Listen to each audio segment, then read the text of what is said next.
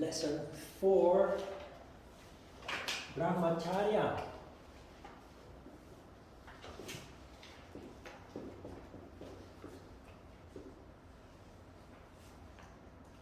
Brahma, it exists out of two words, Brahma and Acharya.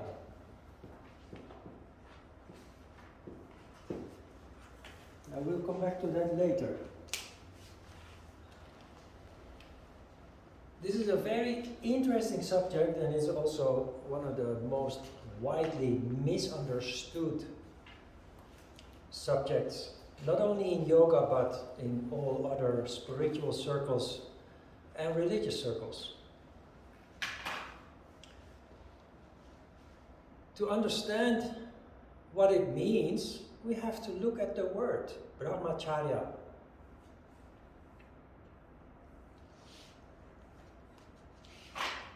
Brahma means God. Acharya, misspelling.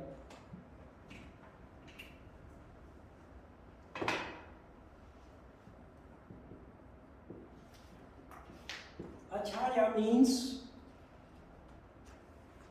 living the life of, or pursuing the life of.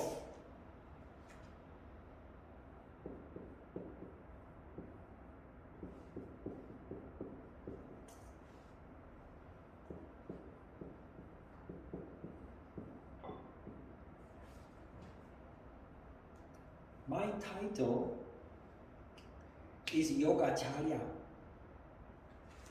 living the life of yoga.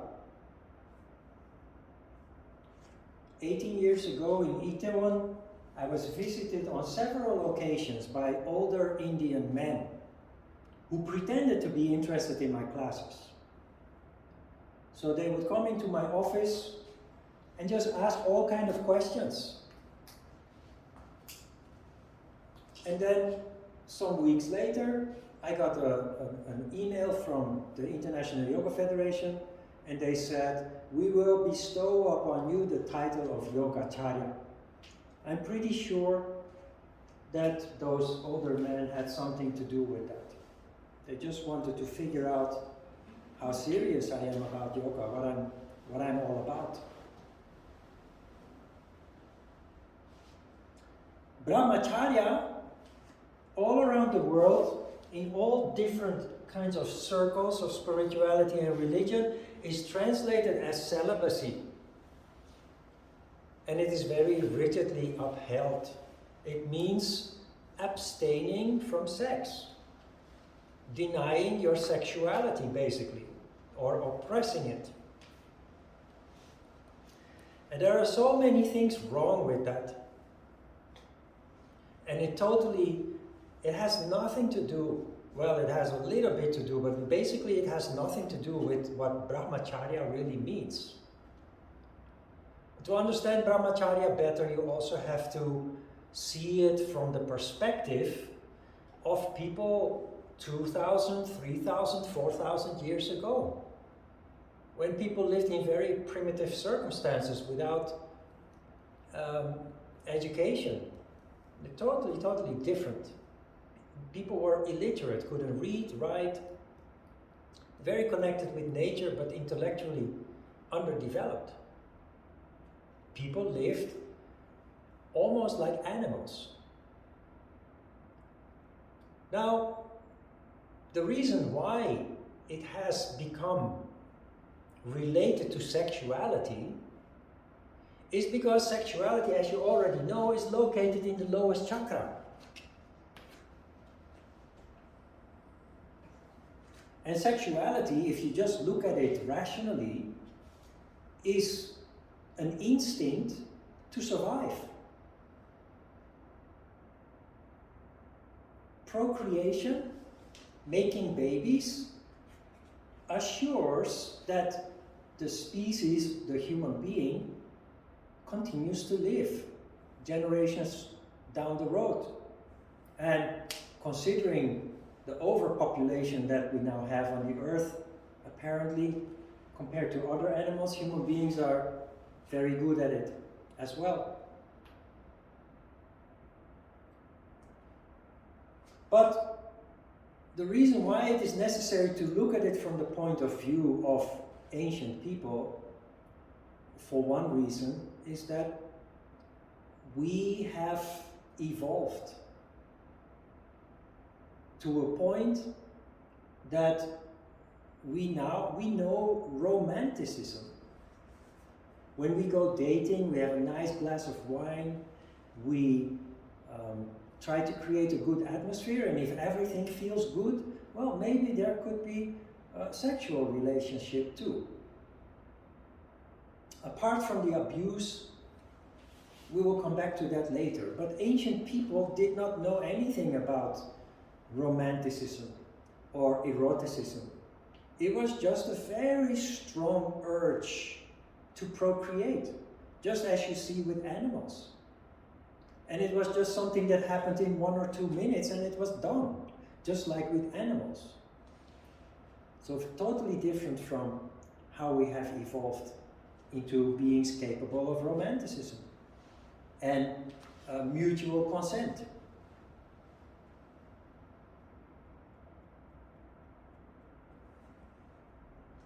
Also try to understand that Brahmacharya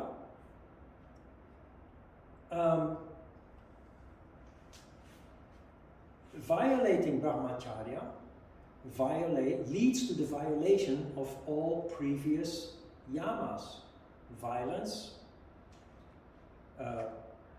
lying, and stealing. Because if I demand sex from somebody without consent, I commit violence, I deny the reality, and it is stealing too from the other person, from the other party involved. It is a strong instinct, and therefore people very often had no control over it, leading to lots of misery. It's still happening today, of course. We will come back to that later. But Brahmacharya is being reduced to denying of our sexuality. And you still see that I think in the Roman Catholic Church, pastors, preachers, priests are not allowed to marry. We also see the result of this, because especially the past 30 years or so, enormous scandals of abuse of children, often little boys but also girls, have come to the surface, and it has been going on, well, for thousands of years. But it's only since recent times that it is being uncovered, because it has always been swept under the rug, under the mat, always been denied and covered up. It's all about energy. Sexual urge is a very strong instinct of survival. If you deny that or oppress that, it becomes frustrated. And that is when things start to go off the rails, when things go wrong. But how is that related to God and living the life of? At the first workshop where Minjong and Sojin also were, there were 2 ladies who were into counseling, and they were very interested in yoga. But then at the end of the workshop, one said, yeah, but how do you think about the conflict between yoga and Christianity? Because I go to church, and people in my church, they warn me about yoga, that yoga is evil and stands in the way of your Christianity and what have you. So I told them I will explain more deep. There is no conflict. On the contrary, they nicely fill up the gaps with one another. You may learn to understand your religion even better through the practice of yoga. Unfortunately, they didn't come back. But it is important to understand what God is. Because most people do not understand what God is. God is somebody high above the clouds who looks down at us and throws thunder and lightning at us to punish us when we commit sins. I'm just giving you a very primitive version. But we think that God is something outside ourselves, an entity outside ourselves that controls our lives, can control our lives, rewards and punishes and what have you. I'd say the concept of God, long time ago, started with the crown chakra. Because everything that we're looking for in religion is in fact what we find in the crown chakra. Insight, wisdom, guidance, light. Ancient people were not able to rationalize. But look, there is also, if you look at various societies, you see that poor countries, the percentage of religious people, people who say they believe in God, is somewhere around 90% of the population. If you go to the Netherlands, when I was a child, it was still like 80% or so. Nowadays, it's more like 40%. And the reason is because when you live in poor circumstances, you don't know. You have no control over your life. Suddenly there is no water from your tap anymore. Or there is no food, nothing to eat. Or there is a weather phenomenon that causes disaster, that destroys your crop, or destroys your house, your village. And all kinds of phenomena that we didn't have control over. So we naturally looked up for guidance, for help. And the guidance is not coming from outside of you, it comes from the crown chakra. That is why temples and churches, have you ever been to an old cathedral in Europe? Like the Notre Dame in Paris that burned a couple of years ago and is now being built up again? That is just such an awesome experience. Even if you're totally atheistic, you go inside that building and you feel something. They were built for that. They were built for sattva. Temples too. Temples are built in the mountains, in regions where there is lots of sattvic energy, and you enter into one of the rooms of the temple and you sit down and you hear nada, so clear.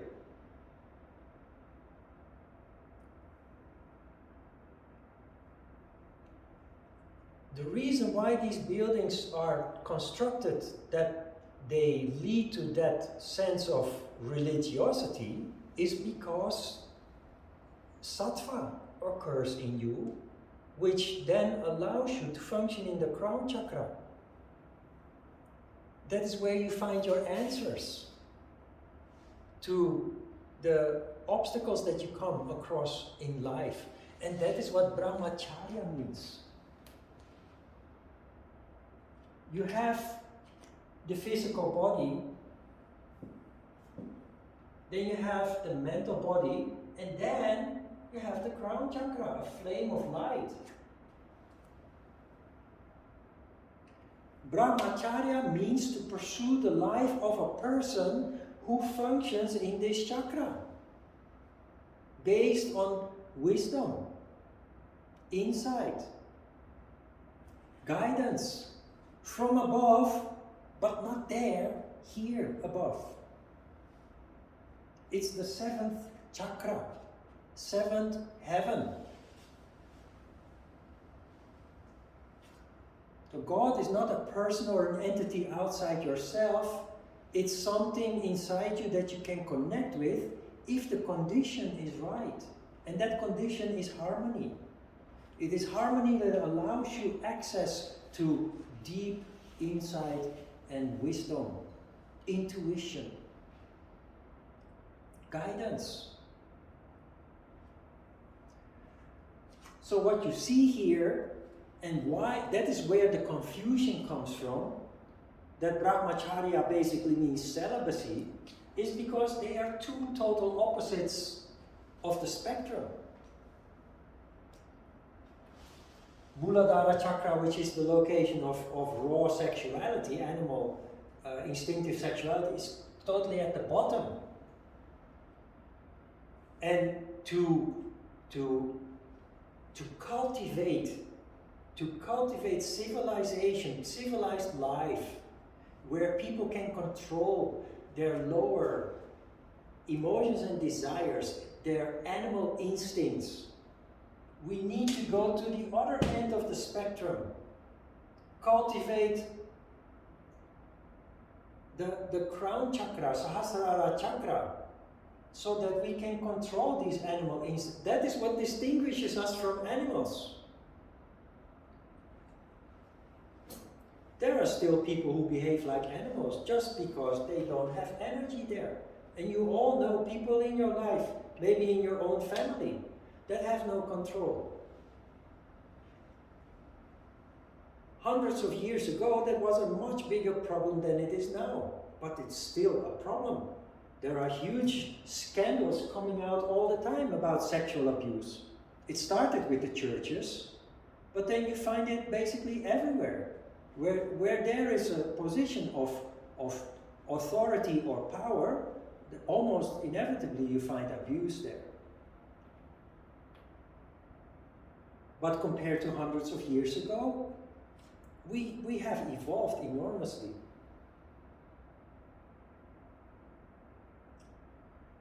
So,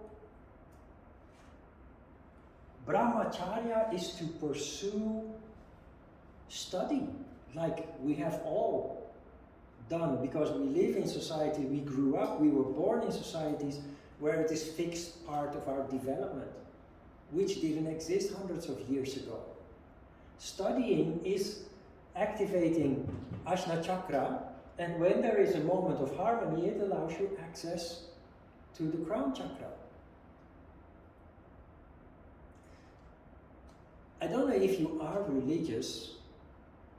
I've always claimed to be an atheist myself, but I'm religious in a very natural way. Because of what you learned in the previous 3 subjects, for example. When you commit violence, violence comes your way. And it is not up to God, it's up to you.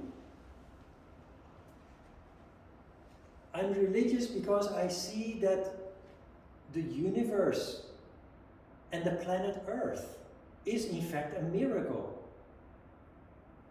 Because there is so much energy at work in the universe that if there is no organization, no order in the universe, it would explode in a horrible, unimaginable, huge explosion. If you look at our solar system, it's fixed. It moves around the sun, but in fixed patterns. There is a balance. If there were no fixed patterns, the planets would collide and destruction would occur. Planets would come too close to the sun and everything would burn.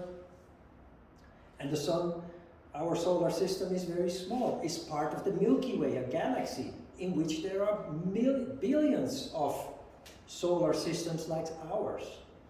And they all move around without touching one another, without interfering with one another. And this galaxy, the Milky Way, that is only one Milky Way. There's only one galaxy among billions of galaxies. That in itself, that order that exists, that in itself is a huge miracle. But look at the planet Earth. There is a reason why we still haven't found another planet with life. And the reason for that is that the circumstances for life to manifest in the first place, starting with one cell, single cell organisms, as it started on Earth, the circumstances are just not right on other planets. You have to have a very precariously, carefully balanced environment in terms of temperature. If the temperature has to be between a certain bandwidth, if it goes outside on top, everything burns. If it goes outside the bandwidth below, life is impossible because it's too cold.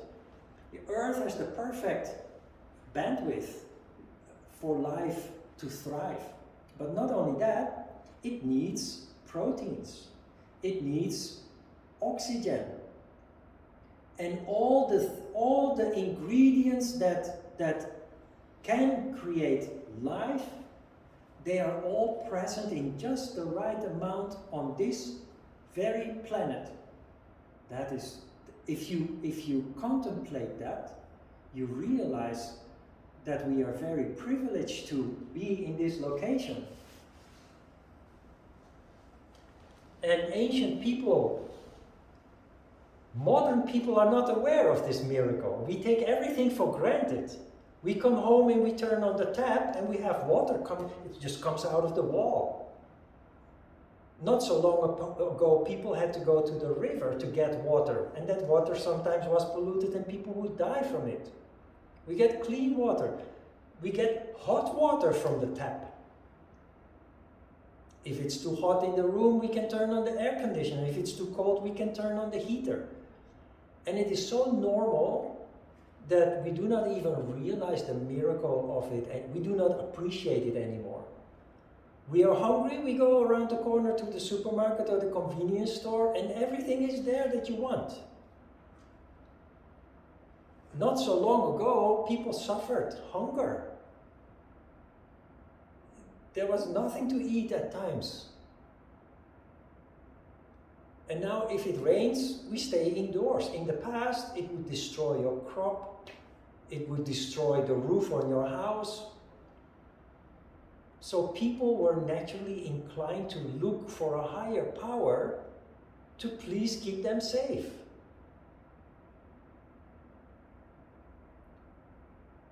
You understand a little bit what God is about? Look at the Ganges River. They call that the Holy River. Now, what's holy about that river? All rivers are holy rivers. Why? Because it gives life. If you look, nowadays we live everywhere because we can put into place the infrastructure. But before the Industrial Revolution, all villages, all cities were all on the banks of the river. Because life needs water. And you know what? People would dump their trash into the river. So what did the government do? They said, don't put your trash in the river. But if the government says, we demand that you don't pollute the river, then people don't like authority, so they dump it in the river anyway. So authorities in the past would say, the river is holy, it's a divine, it comes from a divine source. It's the giver of life.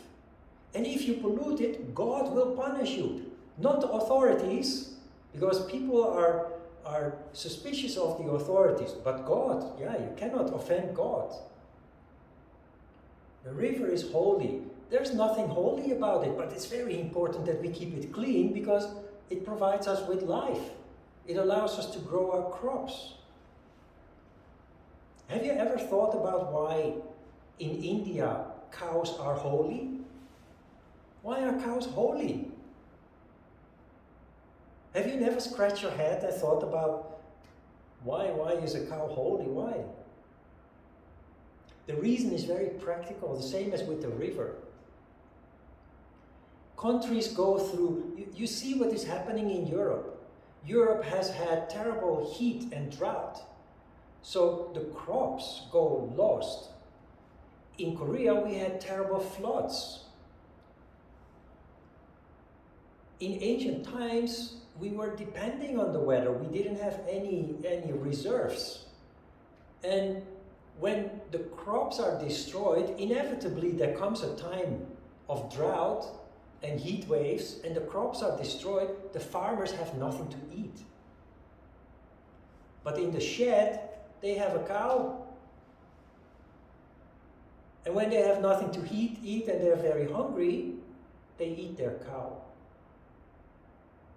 Failing to think about the day of tomorrow and next week. And they have only one cow. And why do they have this cow? You were at the workshop, right? Why do they have a cow? It's not a pet. It's a tool to work the field, to pull the plow, to pull the cart. So when the farmers eat their cows, they make the disaster of the drought even bigger. So the government, same as with the river, they didn't say, you're not allowed to eat your cow, and if you eat your cow, we will throw you in jail. No, that people do not respect the government. The government put out the message that cows are holy, and nobody wants to offend God. And so people stopped slaughtering their cows when there was drought, so that at least next day or next week they could start working the field again. You understand? In Muslim countries, pigs are impure. You know that? Muslim people, from Islam, they don't eat pigs because they think pigs are impure. The pigs are declared impure. So you never, in Muslim countries, you never see pigs. They do have goats and cows and horses, but no pigs. You know why? They made a religious thing out of it. But why are pigs impure? Again, it's very simple. Goats, horses, cows, camels, they eat weeds. You know what pigs eat? You know what pigs eat? Pigs eat our food. Pigs dug into the soil and they eat potatoes, they eat carrots, they eat the food that we plant. So we made it an unholy thing. They compete with human beings. Now, in the modern time, that's okay, but in the past, food was scarce. It was already difficult enough to survive, and if you wake up and see that your whole field has been turned upside down by a bunch of pigs that ate your whole crop, that is a huge disaster. So they just declared, it was a religious decree to declare the pigs unholy, impure. Same with wolves. In Europe, all children grow up with fairy tales about wolf, and the wolf is always the bad character. Wolves are like dogs. They are not bad. Of course, they are animals, but they're very close to dogs. But they are evil. In Europe, they are evil. America, Europe, I don't know about Asia. Here you will have other examples. But why were wolves declared evil?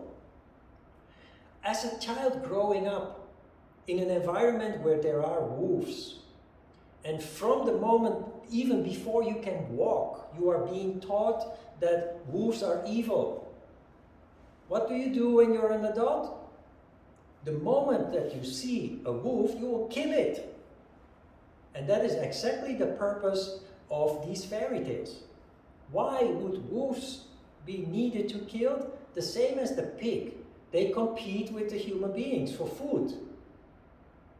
If you have chickens or sheep, livestock in your farm, the wolves are roaming the land, and when they come across your farm, they will kill all your livestock, and you have nothing to eat.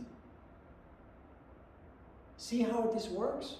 We made a religious thing out of it, but the reason it's very practical.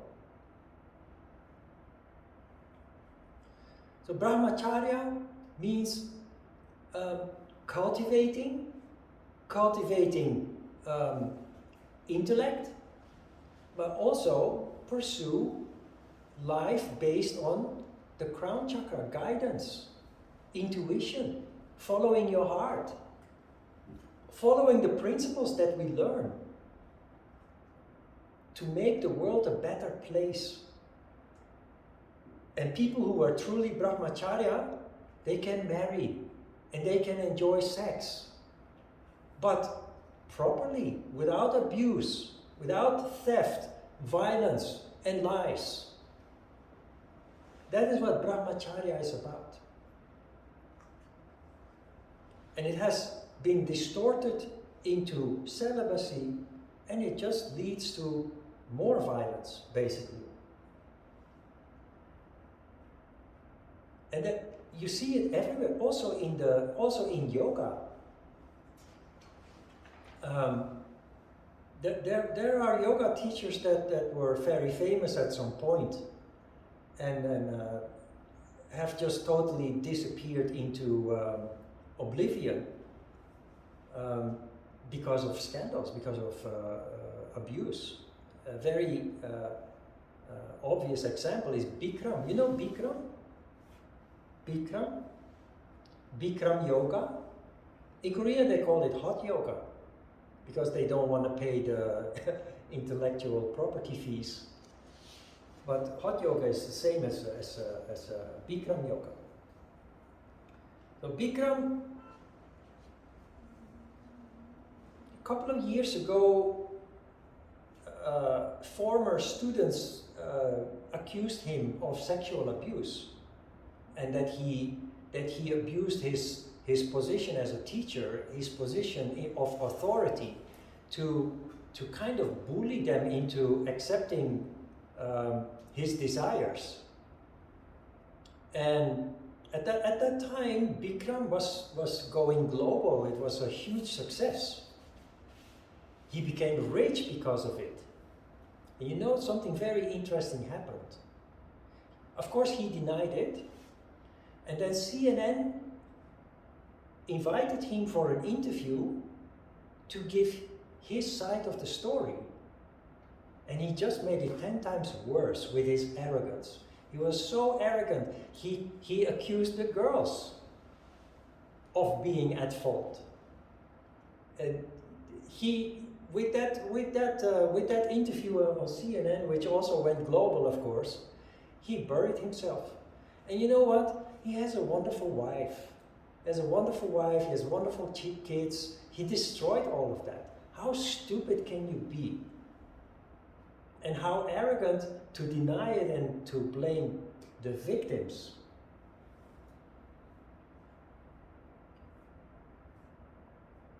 There's many implications.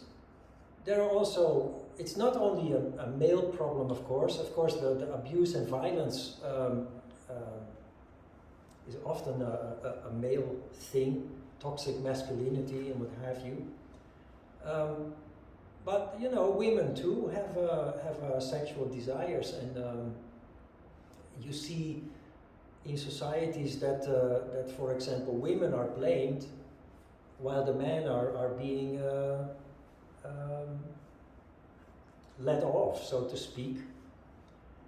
But it works both ways. If we engage in instinctive sex, in cases of men, it leads to it often leads to abuse. In case of women, it often leads to loss of respect. When we experience sex in uncontrolled ways, in unbound ways, people kind of lose respect for both men and women acting in such ways.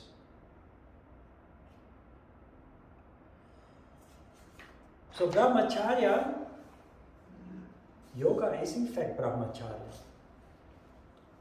When you practice yoga and you study on the side, practicing meditation, what you do is Brahmacharya. Yoga is the science of life, and it includes everything, including our sexuality. And diminishing Brahmacharya to just celibacy, you're denying sexuality. So it's theft, it's lying, and it is violence upon yourself to deny your own sexuality.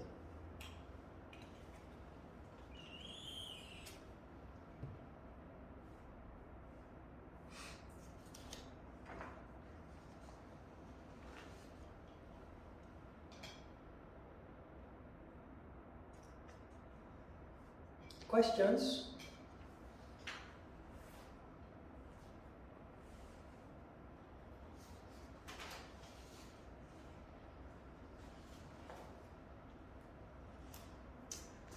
All right, let's have a short break.